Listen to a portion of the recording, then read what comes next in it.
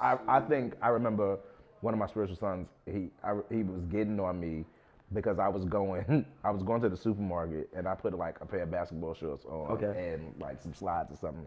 And he was like, "Where are you going?" And I'm like, "What do you mean? Where am I going? I'm going to the supermarket." He was like, "You can't go to the supermarket like that."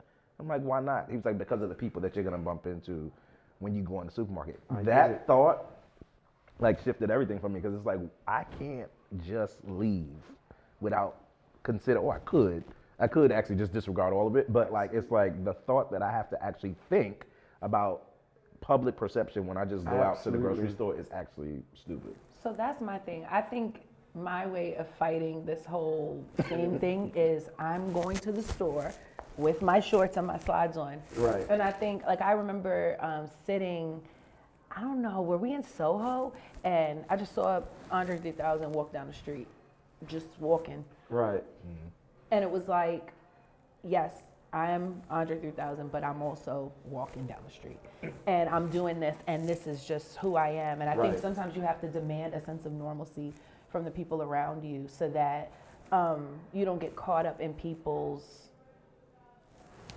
I guess, pull of what they think that your fame or celebrity or whatever is now requiring. And I think that takes a lot of intentional work. Now, let's be honest. Like, well, I mean, y'all know this. I leave the house, I don't wear makeup. Generally, I have makeup on today because it's a camera. So I think like, let's just be real. Like I think I get it. There are certain things that are appropriate for certain situations, but then in other situations it won't be. And I think I purposely do that in order to keep myself. I need this in order for me to stay sane and operate on this level when I know so many others have changed. They're going to tell me I changed, which I really didn't change.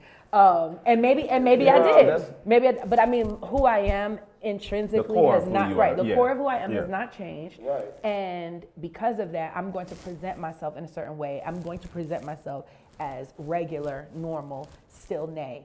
I'm gonna go sing on the Grammy stage, and then I'm gonna come back and be Nay.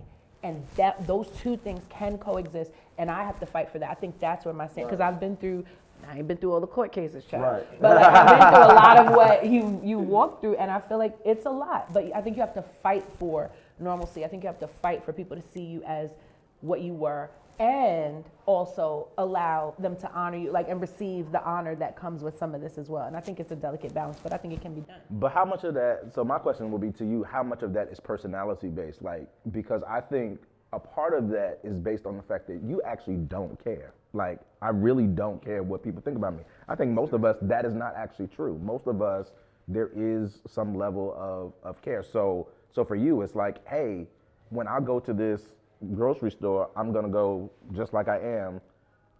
But if somebody stops you and takes a picture, because that's a thing, you still don't care. Most of us would be like, wait, now that there's a picture involved, I wish I looked different than I do now. So let me just clear the record. I do care, but not enough. I get it. I do care. So I'm gonna take the picture. Sure, you can take a picture. And then I'm gonna be like, no, please don't post it. Please don't tag me. I don't actually want you to show that. I mean, and then there's a part of me that's like, I don't care enough because I'm like, hey, this is how I really look. Yeah. And let's be honest, like, people look like this. And I just think it's important. At least I do. And I think it's important to fight for reality. Like, this is the actual real me. But I'm in Target. And I'm shopping, and you caught me by surprise. And I think that it's more important for me to take the picture with this person because my music has taken them through whatever in their life than to say no because I don't look right. But I still get to keep who I am and saying, I'm not putting on makeup just to run to Target. No.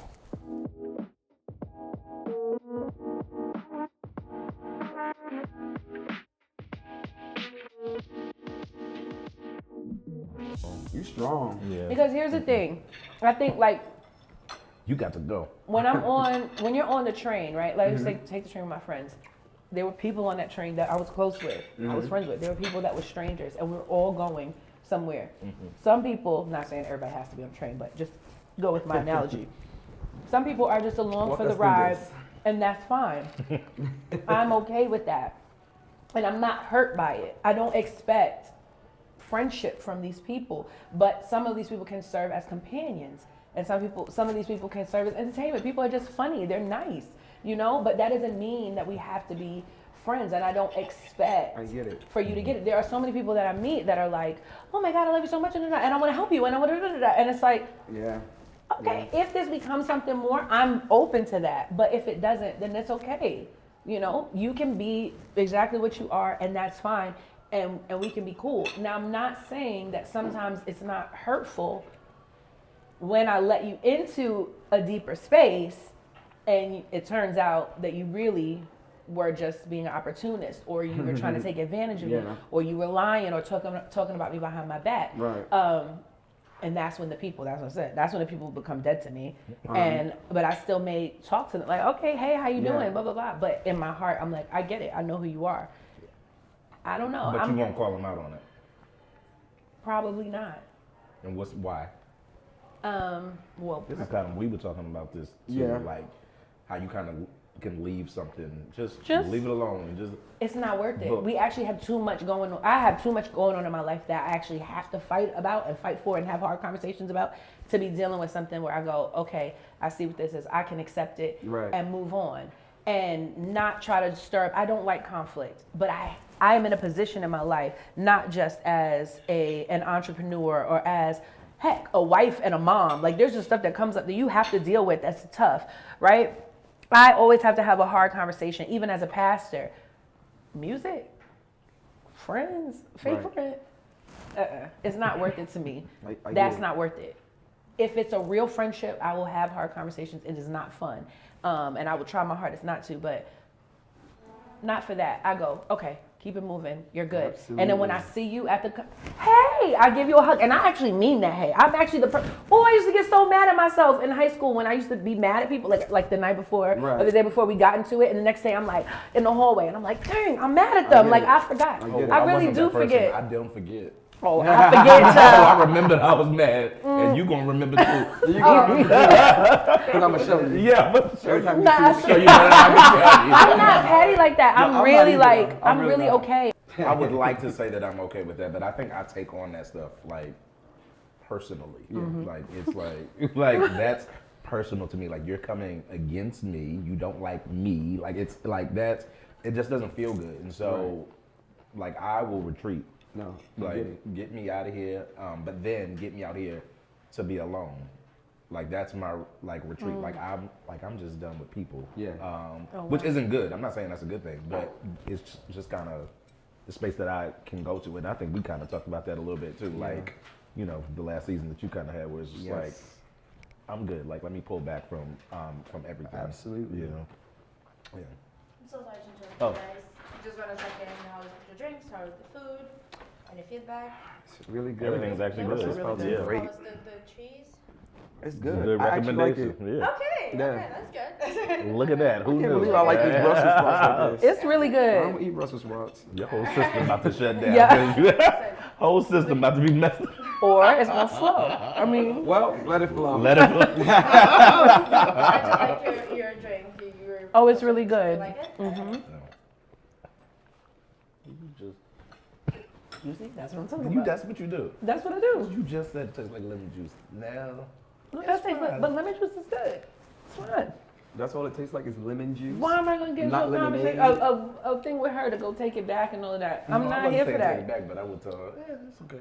But here's the thing, like I'm here for y'all, so this is good. I can drink this. I I'm okay. understand. I know, but here's the funny thing. What? Okay, Oh, in any other situation, that's true. if he gets something and he doesn't like it, I'm like, send it back. Send it back right now. When it comes to And you. I'm like, I'm like, no, but mind you, and I would do it for myself. I'd be like, I really don't like it. But I feel like right now, I don't need to do that. It's not killing me. It's okay. It's actually, it's good. It's just the lemon juice good. And it's okay. But I will fight for other people to like stand it, because I don't want him to retreat into the way. I don't want you to go into a cave, daggone it, and I'm mad that you didn't really tell me, even though you did kind of tell me. I did kind of tell you. Yeah. I did kind of tell you. Oh, no, I did tell you. Wait. Wait. No, I thought about that. No, I you supposed did. to. I said, I'm in a terrible place. I don't know if you said it like that. Yeah, I said, I ain't okay. But what is fun? Oh no, yeah, we did talk about we it. kind of talked about it. But I think, wait, does that make you sad that I didn't like call you every week or be like? No, because I know what you was doing. I knew my friend was doing her thing, and I actually didn't want the sympathy, and I didn't want to talk about it. I didn't know what I was in until I was almost out of it. I know what that feels like. Yeah, how you in something for like 6 months? Too. Like, yeah. It don't even make sense. It didn't make sense to me because the funny thing is. Sorry. The funny thing is, what's wrong with I'm gonna think about it a second. functional depression is. I was functional. I ate and ordered and went to the mall and got every Louis Vuitton bag and shoe and off-white sneakers. I was happy. To me it was good. I said I need this break. So in November, which I never suffered like with like holidays coming up, and I don't do that. Like I know I have family members and people around me that suffered like that. It was Thanksgiving time. I didn't think none of it. I ordered so much food. Like I didn't cook anything. I just kept ordering food, like thousands of dollars of food every day. Still didn't realize it. I was eating well. Hallelujah. I was like, oh, this is good. I'm fine. And then I kept on thinking. I stopped going out. Like I was sending back deposits. I was just like, I don't want to do this. I'm gonna take this break. For me, it was just me taking a break finally. But I was crying a lot in this little break. And I kind of thought about some stuff, and I'm like, oh God, it was 2 years ago, but wow, they're gone. And then when I found it was the last person that I said, and my mom said, Little Richard, this is long overdue. You need a new team. You need this, da da da da. She said, why did you function? So it was bad for almost 3 years for you. You complained every day. Why did you keep going? I said, I was literally in the living room. She said, Little Richard, you could have been ended. You put an end to it. You got the power to do it. This is you. You a CEO. You the boss. She was just encouraging me. I said, you right. I'm the boss. The boss. And she said, well, why you don't use your power? I was getting in it with my friends. They were just like, one of my friends was like, yo, you weak. You're a pushover. Wow. And I'm like, but I'm not. I just love everybody. I just want to give everybody a chance. And just though they messed up, I was fixing stuff. I was doing most of the work. So I'm just like, okay, cool. I'm still gonna ignore it.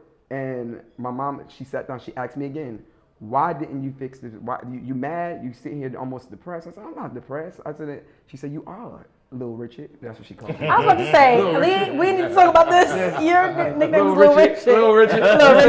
You are Little Richard. I said, nah, I'm fine. She said, no, you keep people around for a long period of time, even if they hurt you, if they, you just do it. And she said, what is it? She kept asking. I was like, I don't know. I just love people. I don't like giving up on people. And then I said to her, I'm so tired of being the reason why people ain't in my life, and I ain't have nothing to do with it. I'm the victim. I ain't never called myself a victim because I'm just like, no, we cool. Yeah.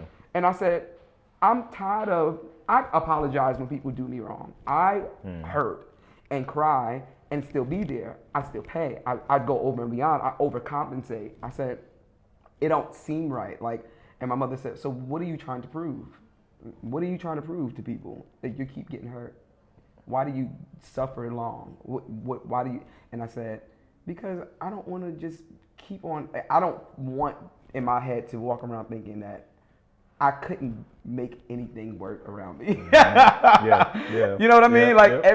And then the thought is it's a sense of failure. It's a sense of failure. And you gotta save it. Right. I'm like, I have to save everything. No, I'm gonna keep on. I'm gonna keep trying. And then my mom is like, well, Rich, you hurting. Like, you the one at the end of the day. Like, people walk away from you and they cool. You crying. Wow. They all right. And I was like, that's true. I said, but I'm not a failure in that. I'm a good friend. I'm overcompensate. I'm gonna pay band member singers more than whatever. What you made with this person? You made this with Beyonce? I don't got her money, but let me go above and beyond.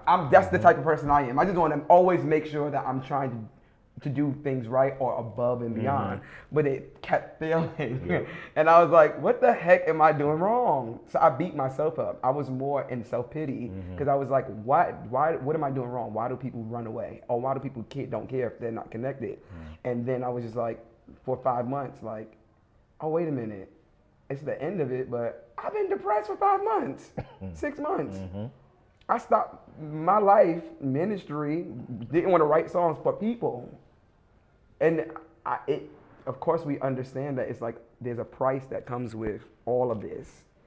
There's a big price to it. Little Richard. Little Richard, what? What you gotta say to me? Here's the thing. I don't think that fame is your problem. Thanks for watching this episode of Talk to Me, and don't forget to like, subscribe, comment, hit the notification bell so that you don't miss a single thing, and we will catch you at the next talk.